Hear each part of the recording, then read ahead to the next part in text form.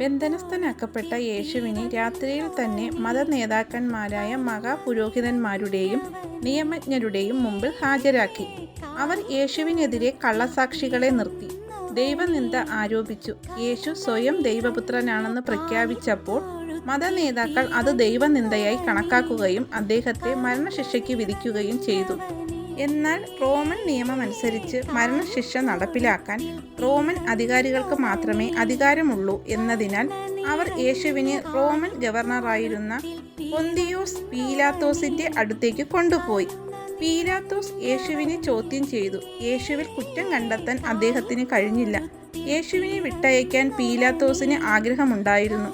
കാരണം പെസഹ പെരുന്നാളിന് ഒരു തടവുകാരനെ വിട്ടയക്കുന്ന പതിവുണ്ടായിരുന്നു.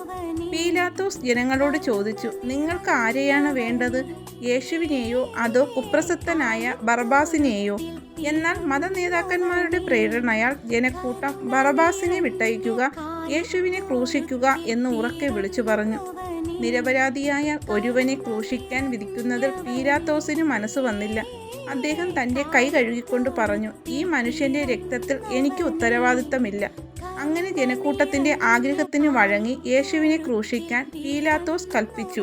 യേശുവിനെ ക്രൂരമായി മർദ്ദിക്കുകയും പരിഹസിക്കുകയും ചെയ്തു.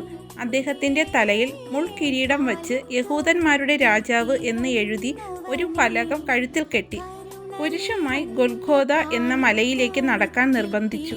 തളർന്നുപോയ യേശുവിനെ സഹായിക്കാൻ ഷീമോൻ എന്നൊരാൾ കുരിശു ചുമന്നു. ഗൊൽഗോഥ മലയിൽ വച്ച് യേശുവിനെ 2 കള്ളന്മാരുടെ നടുവിൽ കുരിശിൽ തറച്ചു.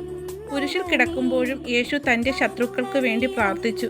പിതാവേ, ഇവർ ചെയ്യുന്നതെന്തെന്ന് ഇവർ അറിയായിക കൊണ്ട് ഇവരോട് ക്ഷമിക്കണമേ എന്ന് പറഞ്ഞു. തൻ്റെ അമ്മ മറിയത്തെയും തൻ്റെ പ്രിയപ്പെട്ട ശിഷ്യനായ യോഹന്നനും പരസ്പരം പരമേൽപ്പിച്ചു. 6 മണിക്കൂറോളം കുരിശിൽ കിടന്ന് കഷ്ടപ്പെട്ടതിന് ശേഷം എല്ലാം പൂർത്തിയായി എന്ന് പറഞ്ഞ് യേശു തൻ്റെ ആത്മാവിനെ ദൈവത്തിന് സമർപ്പിച്ചു. ആ സമയം സൂര്യൻ ഇരുണ്ടു, ഭൂമി കുലുങ്ങി, ദൈവാലയത്തിലെ തിരശീല കീറിപ്പോയി. വൈകുന്നേരത്തോടെ അരിമത്യക്കാരനായ യോസഫ് എന്ന ധനികനായ ഒരു വ്യക്തി പീലാത്തോസിനോട് യേശുവിൻ്റെ ശരീരം ആവശ്യപ്പെട്ടു. സുഗന്ധദ്രവ്യങ്ങൾ പൂശി വെള്ള വസ്ത്രത്തിൽ പൊതിഞ്ഞ് യോസഫിൻ്റെ സ്വന്തം കല്ലറയിൽ യേശുവിൻ്റെ ശരീരം അടക്കം ചെയ്തു. വലിയൊരു കല്ലുരുട്ടി കല്ലറയുടെ വാതിൽ അടച്ച് റോമൻ പട്ടാളക്കാരെ കാവൽ നിർത്തി.